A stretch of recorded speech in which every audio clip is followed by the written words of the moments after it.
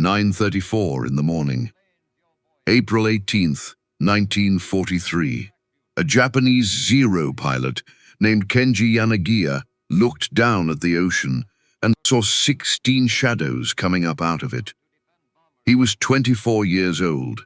He had 100 combat missions behind him. He had never seen anything like this.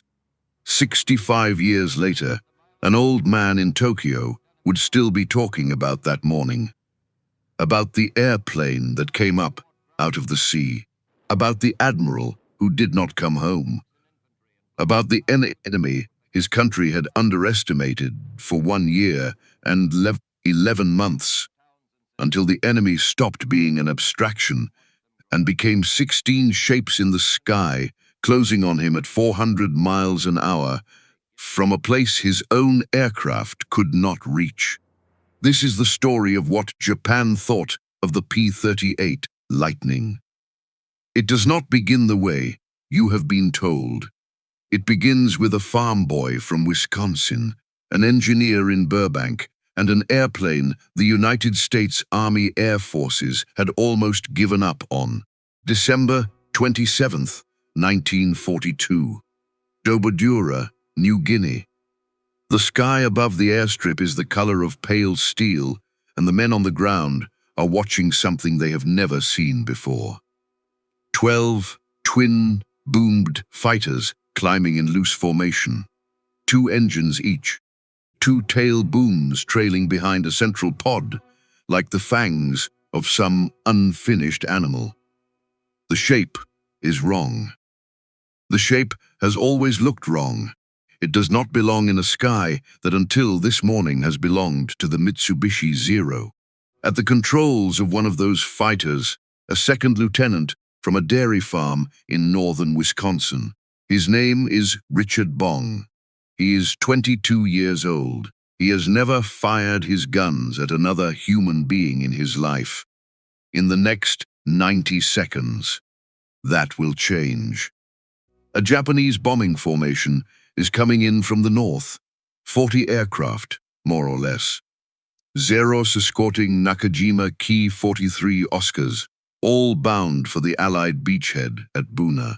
The pilots inside those Zeros have flown combat over China, over the Philippines, over Java, Rabaul, Guadalcanal. They have shot down American planes for a full year without breaking a sweat. They have not yet met the machine that is climbing toward them. Bong closes the distance. He does what his instructors told him not to do. He gets close. Closer than the manual says. Closer than the doctrine says. Close enough that the tracers from his 450 caliber Brownings and his single Hispano 20mm cannon do not need to converge, because they never had to converge in the first place. In a P-38, the guns are stacked in the nose. What you see is what you hit. He hits. A Zero peels sideways and burns. An Oscar tumbles into the jungle. 2 victories in his first real combat, on his first real day, in an aircraft the United States Army Air Forces had nearly given up on 8 months earlier. By sundown, the 12 Lightnings of the 39th Fighter Squadron will be credited with 11 kills for the loss of one of their own. By nightfall, the Japanese pilots who limp back to Lae and Rabaul will be filing the first reports of a fighter that does not behave the way an American fighter is supposed to behave. By morning, a war will have quietly shifted. But the machine that shifted it was almost never built. Go back 5 years. 1937. A young engineer at Lockheed, named Clarence Johnson, called Kelly by everyone who knew him, sits down at a drawing table in Burbank, California, with an Army specification that most engineers in the industry consider impossible. 260 miles per hour at 20,000 feet. 6-minute climb to altitude. 23,000 feet ceiling. Johnson does not think it is impossible. Johnson thinks it is boring. He sketches something no one has sketched before. 2 engines, 2 booms, a central pod for the pilot and the guns. Turbo superchargers buried in the tail booms behind each engine, feeding thin, high-altitude air back into the cylinders as if the plane were still down at sea level. Counter-rotating propellers to cancel the torque that had killed so many pilots in single-engine fighters. Tricycle landing gear because he thinks it is time to stop pretending airplanes should sit on their tails on the ground. The design is called the P-38. Its first flight, in January 1939, ends with the prototype in a golf course near Mitchell Field, Long Island, after an intercontinental speed record attempt that runs out of altitude 2 miles short of the runway. The Army orders 13 anyway. By the summer of 1941, production lightnings are rolling out of Burbank. By December, when the Japanese carrier planes come over Oahu, there are a handful of P-38s in the Army Air Force's inventory, and no clear idea what to do with them. They are too fast. They are too heavy. They cost more than twice what a P-40 costs, and no one in the pilot corps has flown a twin-engine fighter before because no one has ever needed to. The first combat squadrons sent to Europe run into a problem the wind tunnels did not predict. Above 30,000 feet, in a steep dive, the airflow over the wing goes supersonic before the airplane does. The controls lock, the nose tucks down. The pilot has no leverage against a machine that has, in the language of the era, stopped answering the phone. Half a dozen test pilots die before Lockheed engineers figure out that the problem is not the pilots.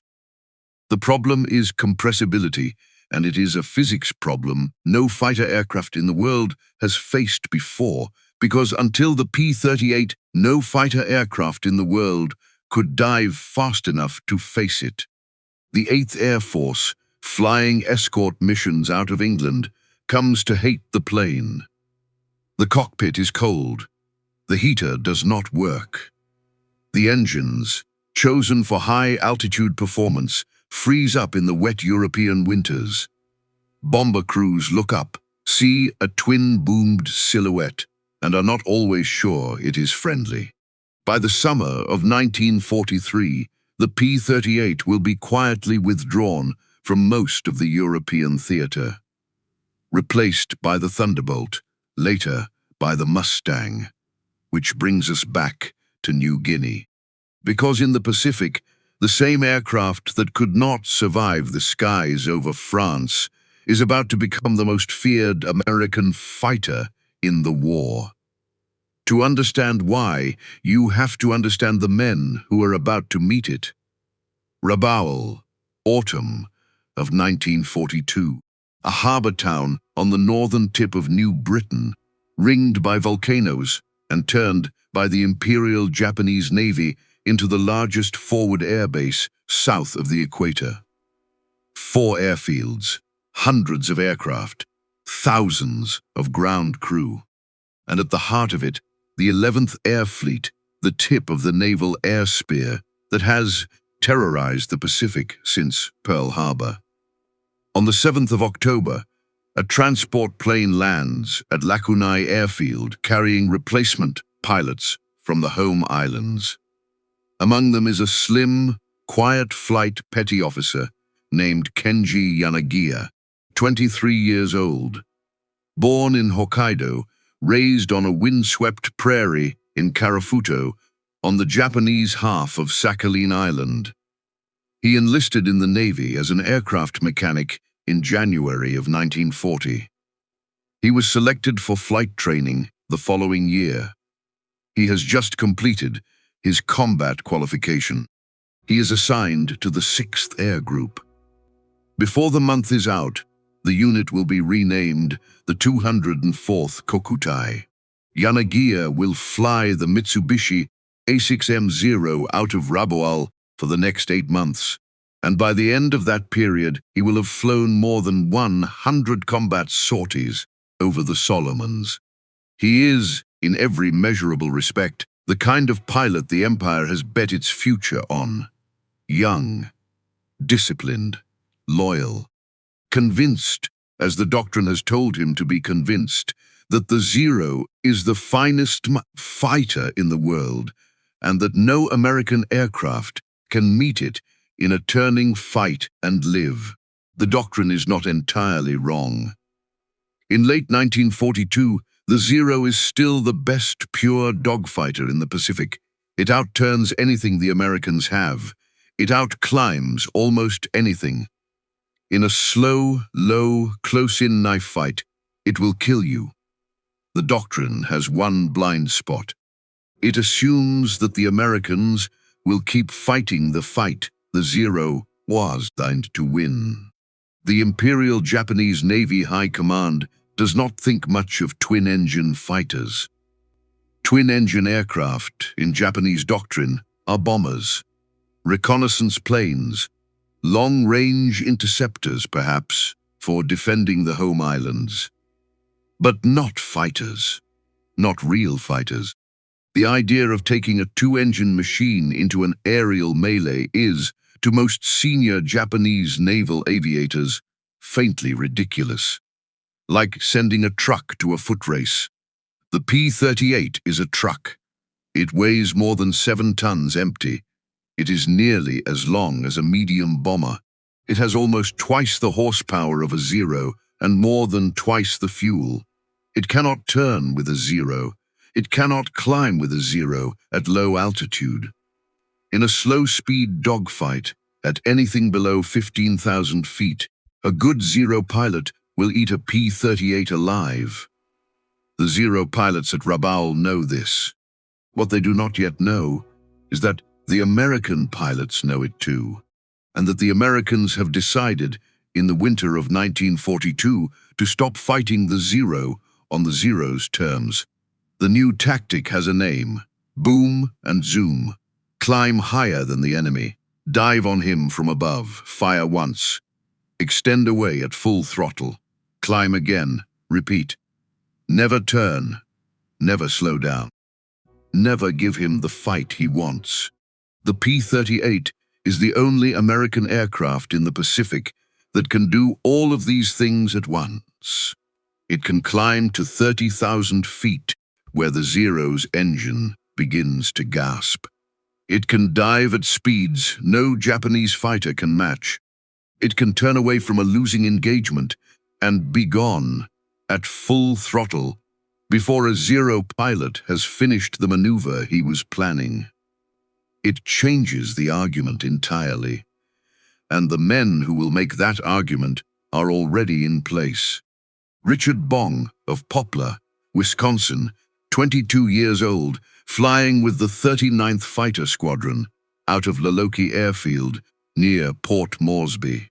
Thomas Lynch, Pennsylvania, quiet, methodical, already an ace by New Year's Eve of 42.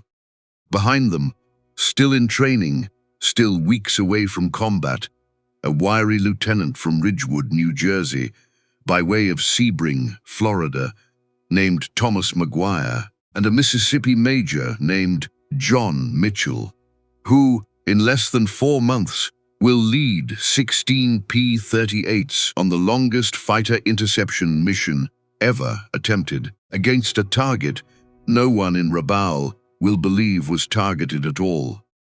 They do not yet know each other. They do not yet know that within a year, the pilots of the 11th Air Fleet will have a private language for the shadow that keeps appearing above them at 30,000 feet, always higher than the Zeros can climb, without losing power, always faster than the Zeros can chase, always vanishing before the return fire can begin. The American pilots start calling it the twin-tailed devil, borrowing the phrase from the German pilots who had first coined it in Europe.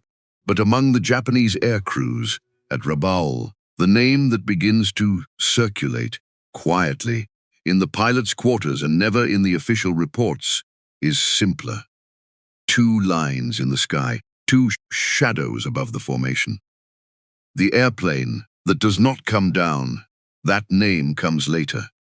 In December of 1942, Kenji Yanagiya is flying patrol over the Solomon Sea in a Zero he trusts, in an air force he believes in, under a doctrine that has never yet failed. On the same day, a farm boy from Wisconsin is climbing into a P-38. He has flown for 6 months and is about to fire his guns at another human being for the first time in his life. They will not meet each other in the sky that day. They will not meet each other for another 112 days. But when they do, on a morning over the jungle canopy of Bougainville, 6 zeros as against 16 lightnings, an admiral on board a Betty bomber, and a plan that began in a codebreaker's basement 3,000 miles away. The meeting will change the war in the Pacific, and the men who survive it on both sides will carry what happened that morning for the rest of their lives. January 8th, 1943, 12,000 feet over the Huon Gulf, off the northeastern coast of New Guinea. The sky is clear, the sea is a blank sheet of hammered blue, and a young second lieutenant from Poplar, Wisconsin, is about to become an ace. Richard Bong is climbing. Below him, a Japanese convoy is trying to reinforce the garrison at Leh. Above the convoy, a flight of Nakajima Ki-43 Oscars is trying to shield it. And above the Oscars, at 22,000 feet, Bong and his flight of P-38s are doing what P-38 pilots have already, in the space of 12 days, begun to make their signature. They are watching. They are waiting. They are letting the altitude do the work. When they dive from a place the Oscar cannot reach. When they open fire from a range at which the Oscar's twin 12.7mm machine guns cannot yet answer. When they extend away, they extend at 400 miles per hour in a machine that will not shed a wing at that speed the way the Japanese fighters will. Bong picks his target on the way down. An Oscar, mid-formation, wings flat. He fires a 2-second burst from 300 yards, closes to 100, fires again, and pulls up before he has to think about pulling up. The Oscar rolls onto its back and falls into the sea. 2 more Oscars go into the water in the next 90 seconds, killed by other pilots in the same flight. When Bong lands at Dobodura that afternoon, his crew chief asks him the count. Bong shrugs. He says he thinks he got one. He has just bet the first P-38 ace of the Pacific War. 5 confirmed kills in 12 days. He is 22 years old. He does not brag. He does not smile for the camera. He walks to his tent, writes a letter to his mother, and goes to sleep. At Rabaul on the same afternoon, in a briefing room at WWII airfield, the pilots of the 204th Kokutai are being told something they do not want to hear. The Zero can no longer be sent alone against the twin-boomed fighter, ear.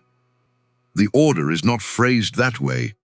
Japanese orders in 1943 are rarely phrased that way. But the meaning underneath the language is clear.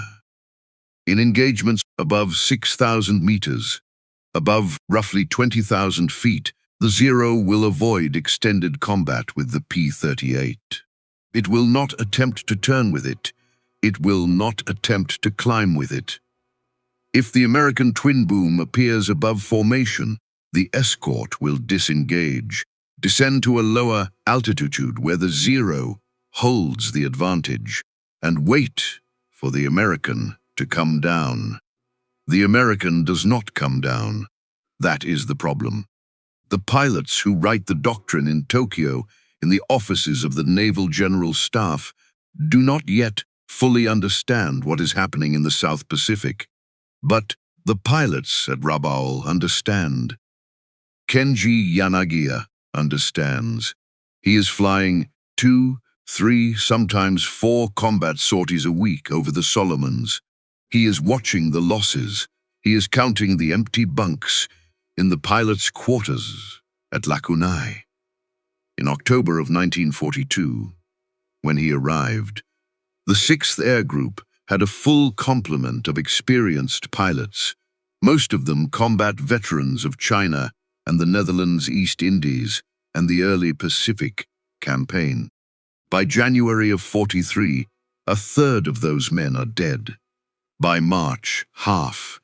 The replacements are younger, less trained, fresh from the flight schools at Tsuchiura and Kasumigara, sometimes with fewer than 200 hours in their logbooks. They do not know how to fight a P-38. They barely know how to fight anything. The Zero is still a great aircraft.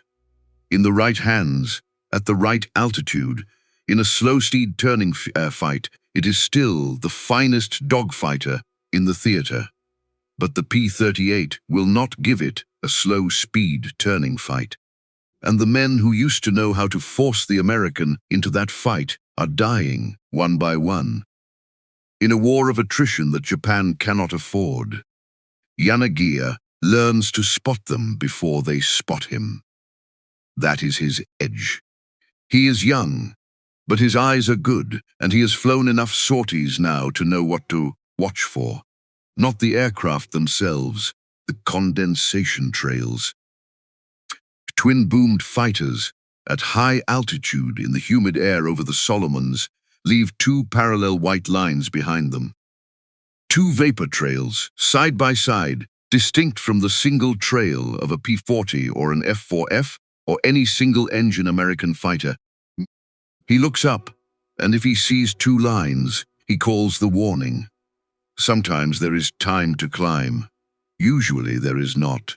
By March of 1943, the pilots of the 204th Kokutai have stopped talking about how to shoot the P-38 down. They talk about how to see it coming, how to spot the twin vapor trails at altitude, how to disengage before the American can commit to the dive. In the pilot's quarters, in the mess hall, over sake at night, the phrase circulates without ever being written down. The airplane that does not come down. The Americans, for their part, are learning what their airplane can do. It cannot dogfight. Every pilot in the 5th Air Force knows that by January. If you turn with a 0, you die. If you slow down with a 0, you die. If you let a 0 get on your 6 inside 200 yards, you probably die. But you do not have to turn. You do not have to slow down. You do not have to let him get on your 6.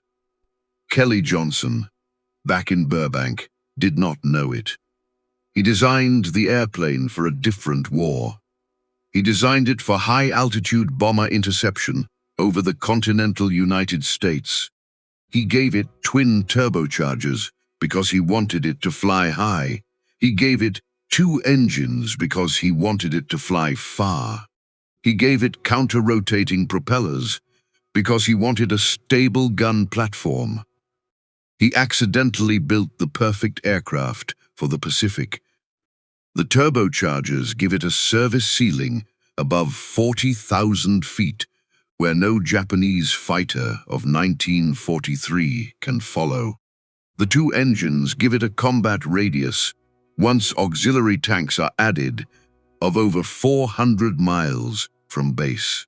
The counter-rotating propellers eliminate the torque swing that makes single-engine fighters weave under heavy gunfire. And the guns are the thing. On a P-40, On a P-39, on an F-4F, on a Spitfire, the guns are mounted in the wings, which means the guns are angled inward so that their fire converges at a single point some distance ahead of the aircraft. That distance is called the harmonization range. If the target is closer than the harmonization range, the bullets fly outside the target. If the target is farther than the harmonization range, the bullets fly outside the target on the other side. Only at one specific range does the fire actually concentrate. The P-38 has no harmonization range. Its 450 caliber Browning machine guns and its single Hispano 20mm cannon are all mounted in the nose, in a horizontal cluster, directly in front of the pilot. Their fire does not converge. Their fire never diverges. What the pilot points the airplane at, the guns hit. At 10 yards or 10,000, the volume of fire is staggering. 450s throw 600 rounds a minute apiece. The cannon adds another 650 rounds a minute of high explosive 20mm shells, concentrated in a stream the diameter of a dinner plate, pouring out of the nose of the aircraft at just over 2,800 feet per second. A 1-second burst puts nearly 100 rounds on a target the size of a bedroom door. Nothing in the Japanese fighter inventory can absorb that. The Zero, in particular, cannot.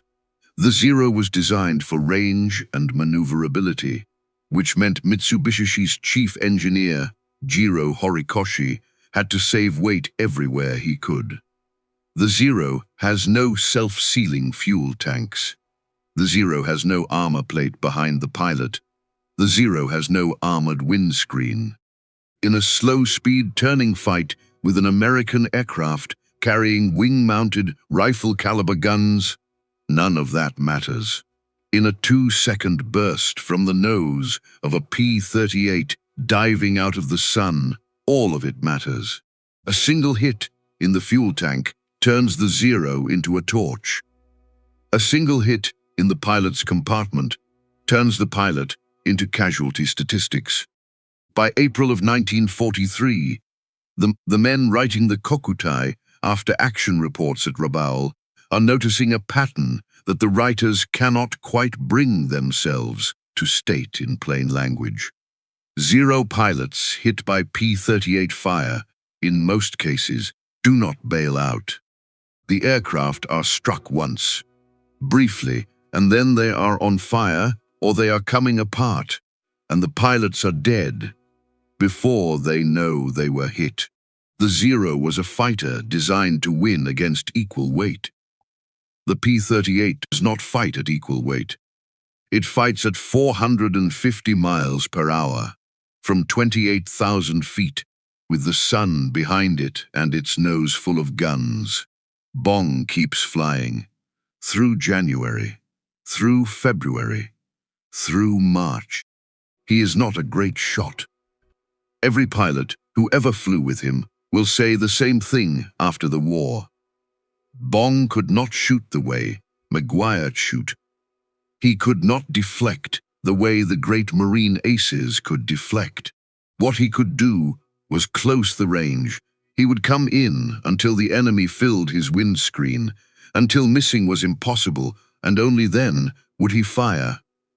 His flight leader, Captain Tommy Lynch, teaches him the trick early. Get so close, Lynch says, that you can read the rivets. Bong takes the advice literally. In one engagement over the Bismarck Sea in early March, he comes back with fabric from a Japanese aircraft stuck in the leading edge of his own wing. He does not talk about it. He never talks about any of it. By April 1st, Bong has 8 confirmed kills. Behind him, other names are rising. Thomas Lynch, 10 kills. Daniel Roberts, 13. And, still in training back in the United States, Still weeks from arriving in the Pacific, a wiry lieutenant from Ridgewood, New Jersey, by way of Sebring, McGuire, named Thomas Buchanan McGuire, who has just qualified in the P-38 and who will, within a year, be the second highest scoring American ace of the war. The war is turning. The Japanese know it is turning, and Isoroku Yamamoto, Commander-in-Chief of the Combined Fleet, in his headquarters at Rabaul, is looking at the same reports the pilots at WWII are looking at, and he is drawing his own conclusions. Yamamoto is 59 years old. He is short, compact, missing 2 fingers from his left hand, souvenirs of the Battle of Tsushima in 1905, when he was a young ensign aboard the cruiser Nishin. He went to Harvard in the early 1920s. He served 2 tours as naval attaché in Washington. He knows the United States better than almost any other officer in the Imperial Japanese Navy, and it is exactly because he knows the United States that he warned his own government in the month before Pearl Harbor that a long war with America was a war Japan would lose. He was overruled. He planned Pearl Harbor anyway. He planned Midway anyway. And now, in April of 1943, with Guadalcanal lost and New Guinea slipping and the Solomon Islands turning into a meat grinder, he is trying to do something about the collapse in morale that is spreading through the pilots and the sailors of the Combined Fleet. He calls it Operation Igo. For 2 weeks in early April, Yamamoto throws every carrier air group he can find into a coordinated attack on Allied shipping and airfields around Guadalcanal, the Russell Islands, Oro Bay, and Milne Bay. Hundreds of sorties, hundreds of pilots, some of them the last remaining veterans of the great carrier battles of 1942. The pilots come back and report tremendous victories. Enemy carriers sunk, enemy cruisers sunk, enemy transports burning. Almost none of it is true.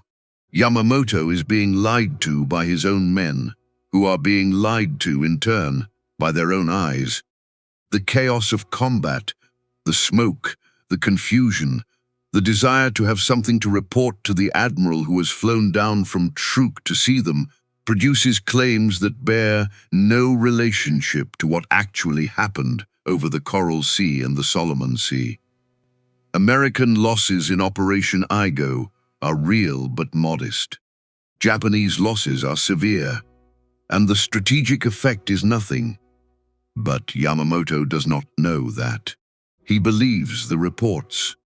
He believes the reports so completely that on April 13th, he decides to fly out from Rabaul to visit the forward airfields at Balale, Shortland, and Buin in the Northern Solomons to congratulate the pilots who have just done such great work and to raise the morale of the ground troops who are dying in place along the New Georgia line. He sets the date for April 18th. He sends the itinerary by radio, in code, to the commanders at each of the forward bases. The code is JN25, the code the Americans have been reading for months. And in a basement office 3,000 miles away at Pearl Harbor, a Navy lieutenant named Alvar Laswell is about to unfold a decoded message, read it 3 times, and pick up the phone. Above the Solomon Sea, in the twin-boomed shadows that keep coming down from 28,000 feet. The answer to the question the Kokutai pilots have been asking each other since January is about to become the answer to a much larger question. By April 15th, 1943, the pilots of the 204th Kokutai have already answered that question in the language pilots use when they are alone at night and no one is writing anything down. the airplane that does not come down. In 3 days, one of them will come down for the Admiral. April 14th, 1943. A basement office in the administration building at Pearl Harbor Naval Base. Fluorescent, light, concrete walls. The air conditioning is running full tilt because the machines in the next room generate heat. And the machines in the next room are the reason the United States is going to win the war in the Pacific. A Navy lieutenant named Alva Laswell is looking at a decoded intercept. The intercept has a designation, NTF 131755. It came in the night before from a routine transmission out of the Japanese naval headquarters at Rabaul in the code called JN25. The Americans have been reading JN25 for months. The Japanese do not know it. If the Japanese ever find out, they will change the code, and the Pacific War will get harder and longer and bloodier by an order of magnitude no admiral in Washington wants to contemplate. The intercept is an itinerary. It lists times and places and the passenger. The passenger is Admiral Yamamoto, Commander-in-Chief of the combined fleet of the Imperial Japanese Navy, the man who planned Pearl Harbor, the man who ran Midway, the most respected officer in the Japanese military, and the single most important target in the Pacific theater of operations. On April 18th, 4 days from now, he is going to be in a specific airplane, at a specific altitude, at a specific coordinate, at a specific time. Laswell reads it twice, then a third time. Then he picks up the phone. Within hours, the intercept is on the desk of Admiral Chester Nimitz. Within a day, it is in Washington.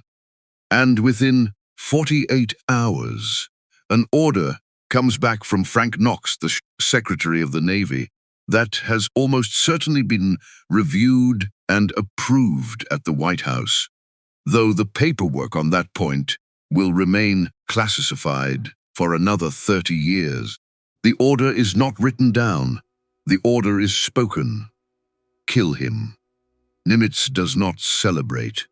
Nimitz has spent the last 24 hours weighing something that no admiral in American history has ever had to weigh in quite this way. If they act on this intelligence, they may reveal that they have been reading Japanese codes. If they reveal that, they lose the code.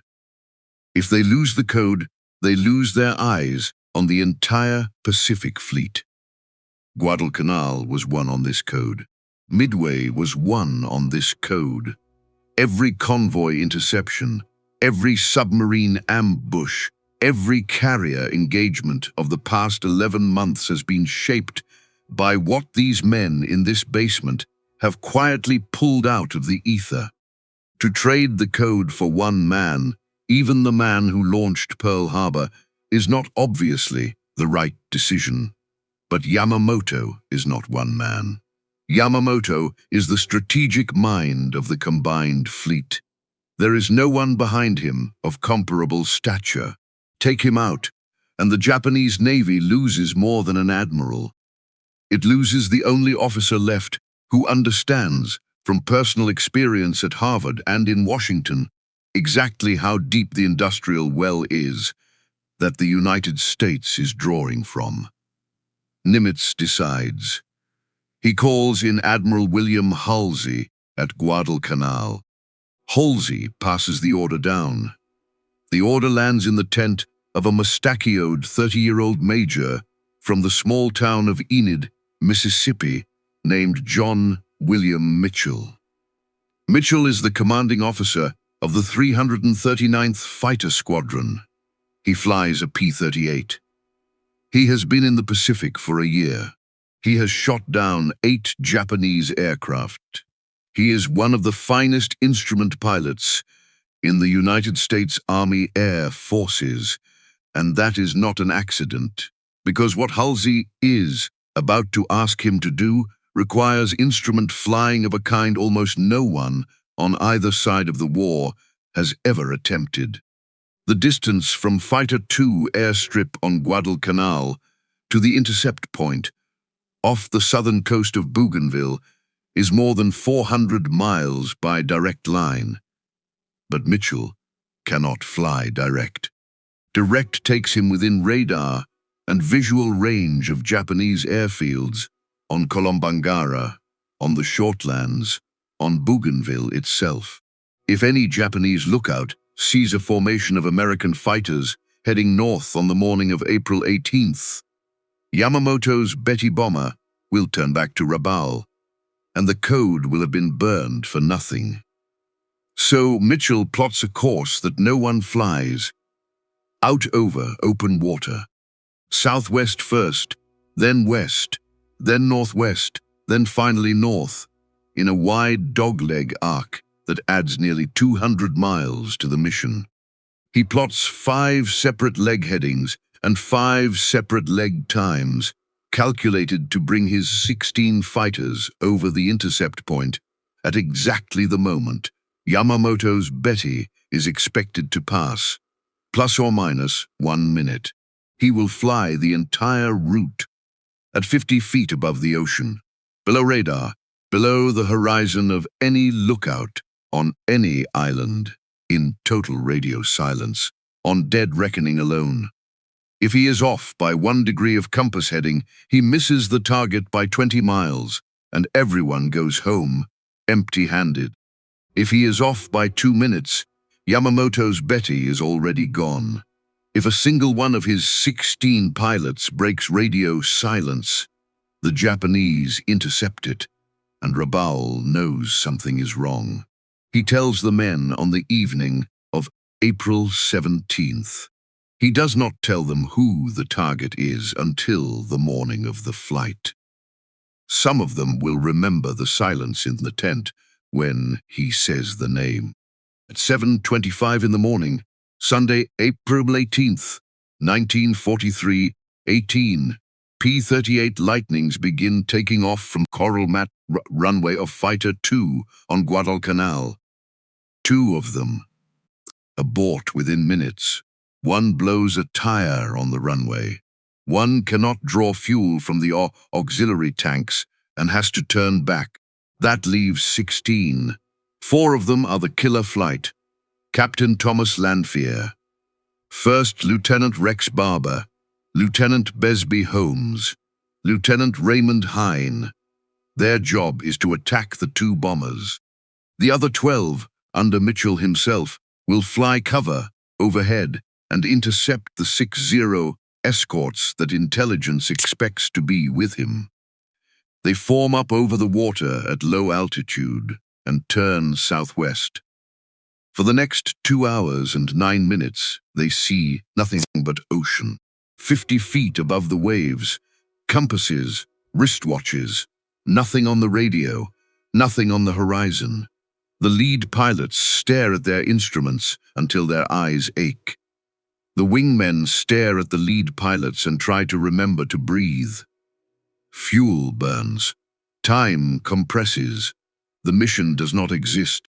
There is only the next heading, and the next minute, and the ocean sliding by underneath the twin booms of an airplane. Most of them still do not fully trust in a scenario.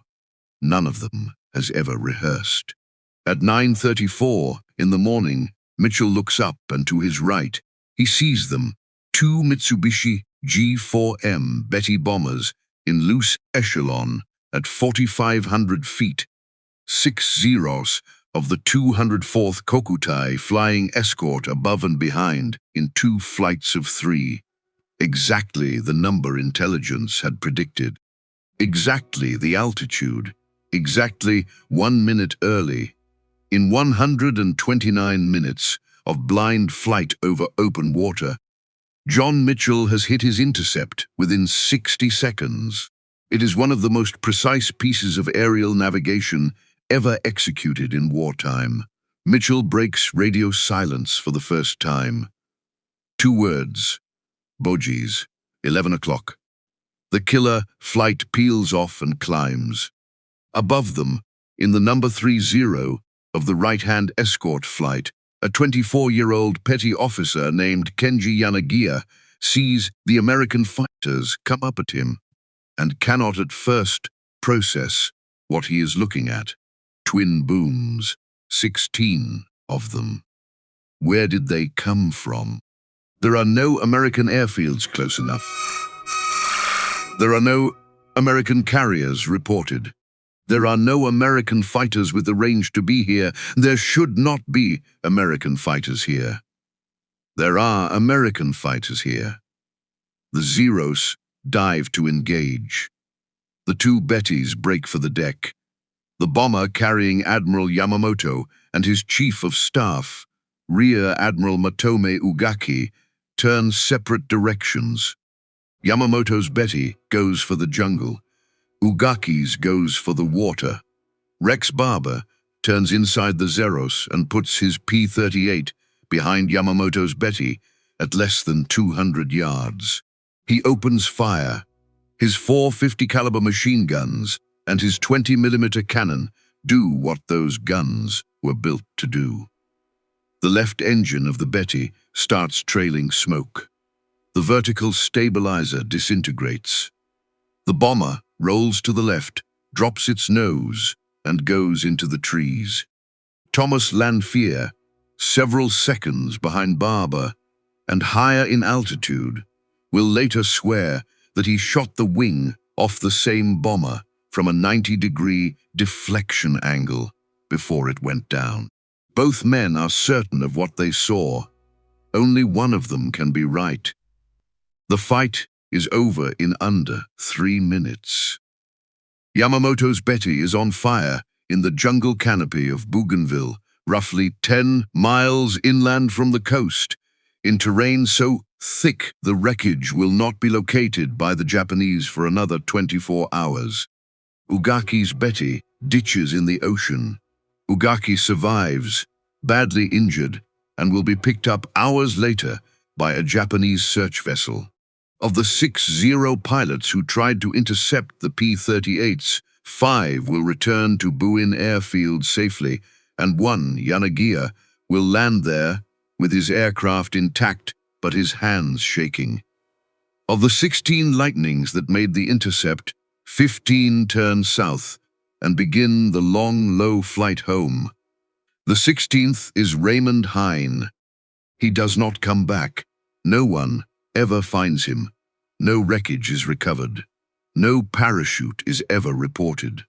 The best guess anyone offers, then or later, is that a Zero damaged his aircraft during the engagement and he ran out of fuel or altitude somewhere over the ocean on the return leg.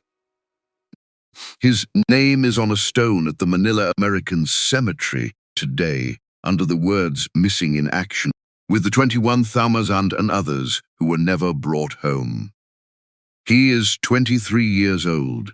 He is the only American killed on Operation Vengeance. The next morning, April 19th, a Japanese army searcher party under a lieutenant named Hamasuna cuts its way through the Bougainville jungle following the smoke plume the villagers had reported the day before. Late in the afternoon, they find the wreckage. They find Admiral Yamamoto still strapped in his seat, thrown clear of the fuselage, upright, his gloved hand resting on the hilt of his ceremonial sword. The autopsy will report 2 bullet wounds, one in the left shoulder, one that entered under the jaw and exited above the right eye. The Japanese Navy does not announce his death for more than a month. When they finally do, on May 21st, the entire empire goes into mourning. Yamamoto is posthumously promoted to Fleet Admiral. His ashes are returned to Tokyo aboard the battleship Musashi, which was, until a moment ago, his own flagship. A state funeral is held. Emperor Hirohito attends. And in the United States, the men who executed the mission are told to keep their mouths shut. they do not. Within a few days of the interception, before the Japanese have even announced Yamamoto's death, the story is already circulating around Henderson Field. Somebody talked. Somebody always talks. Reporters get wind of it. And Thomas Lanphier, upon returning to the United States on leave, gives interviews that state, plainly and repeatedly, that he shot down Yamamoto. Rex Barber says almost nothing. Barber goes back to combat. Lanphier writes a memoir. And for the next 60 years, the two men who flew wingtip to wingtip on the most important fighter mission of the Pacific War will fight each other in journals and in courtrooms and in the pages of veterans' magazines, over which one of them killed the Admiral. Barber dies in 2001. Lanphier died in 1987. Neither of them lives to see the finding in an official United States Air Force historical study that the physical evidence recovered from the crash site in Bougainville, examined in the years after the war by teams that included Japanese researchers and American investigators, it is consistent with an act from directly behind and slightly below the bomber, Bigirma, Takti, which is where Rex Barber was, not where Thomas Lanphier said he was. The Air Force splits the credit officially, half a kill to each pilot. It is the diplomatic answer. It is not, strictly speaking, the true answer. But the true answer has always been sitting there, in the shape of the wreckage, in the angle of the bullet holes, in the memory of a 24-year-old Zero pilot named Kenji Yanagiya, who watched the whole thing happen from 1,000 feet above and who lived alone among the 6 escort pilots to tell what he had seen. Yanagiya returns to Japan 2 months after the mission. On a subsequent sortie over the Russell Islands in June, his Zero is hit by American fire and he loses his right hand. He never flies combat again. He goes home. He rebuilds his life. He marries. He works. He watches Japan lose the war. He watches Japan rebuild after the war. He watches his country, and the country that shot down his admiral become, over the following decades, the closest of allies in the Pacific. And in the 1980s, and again in the 1990s, and one more time in the years after that, Kenji Yanagiya travels to the United States. He meets the surviving American pilots of Operation Vengeance. He shakes their hands. He looks them in the eye. He speaks quietly, through an interpreter, of that morning over Bougainville. He is not bitter. He is not angry. He is simply the last man alive on the Japanese side who saw what happened, and he wants the record to be right. He dies in Tokyo on the 29th of February, 2008, 88 years old. 2 of the men who flew the P-38 that shifted the war in the Pacific do not see the end of it. Thomas McGuire, 38 aerial victories, second only to Bong, is killed on January 7th, 1945, over Negros Island in the central Philippines. He violates his own standing order to his flight, jettisons his drop tanks in a low-altitude turning fight with a single Ki-43 Oscar, stalls his P-38, and spins into the jungle. He does it trying to save a wingman who was under attack. Richard Bong, 40 aerial victories, the ace of aces, the highest-scoring American fighter pilot in the history of American arms, is taken off combat duty in January of 1945 and sent home to test fly the new Lockheed P-80 Shooting Star jet fighter at the Burbank plant. On the 6th of August, 1945, the primary fuel pump on his P-80 fails on takeoff. He bails out. He is too low for his parachute to open. He is killed on impact. That same morning, on the other side of the ocean, a B-29 named Enola Gay releases a bomb over the city of Hiroshima. The war Bong helped to win ends 9 days later. He does not live to see it. Somewhere in the sky over the Solomon Sea, in the light of a morning that has never quite ended, 16 twin-boomed fighters are still flying north, 50 feet above the water. 2 hours and 9 minutes into a dead reckoning course that will bring them at exactly 9:34 in the morning to a rendezvous with an admiral whose plane is right on time. The Japanese pilots who watched them come never forgot what they saw. The American pilots who flew them never quite believed what they had done. And the machine that carried them there, the one the Army Air Forces had almost given up on, the one that had failed in Europe and been ridiculed by its own crews, the one the doctrine said was too heavy and too complicated and too strange to fight the war it was built for. The P-38 Lightning went on to shoot down more Japanese aircraft than any other American fighter of the Second World War. The numbers, when the accountants were finally done with them, were staggering. Nearly 1,900 confirmed Japanese aircraft destroyed in air-to-air combat by P-38 pilots between December of 1942 and August of 1945. More than the Corsair, more than the Hellcat in the Southwest Pacific, more than any other American fighter in any theater of the war against Japan. The top 2 American aces of the entire war, Bong and McGuire, both flew it. So did the top 4. So did 7 of the top 10. For 60 years after the war, American history books the story of the P-38 as a tale of American ingenuity. What they left out was the private testimony of the Japanese pilots who had actually faced it. When those testimonies finally emerged, in the memoirs and interviews of the 1980s and 90s, they told a story the American propaganda had never quite dared to tell. Not that Japan had been defeated by the P-38, that Japan had, quietly, in the pilots' quarters at Rabaul, learned to run from it. That is what Japan thought of the P-38 Lightning. Not what the propaganda said. Not what the memoirs invented. What one Zero pilot, at 9:34 in the morning, on the 18th of April, 1943, saw coming up at him out of the ocean and could not, at first, believe was real. He believed it by the end of the day. They all did.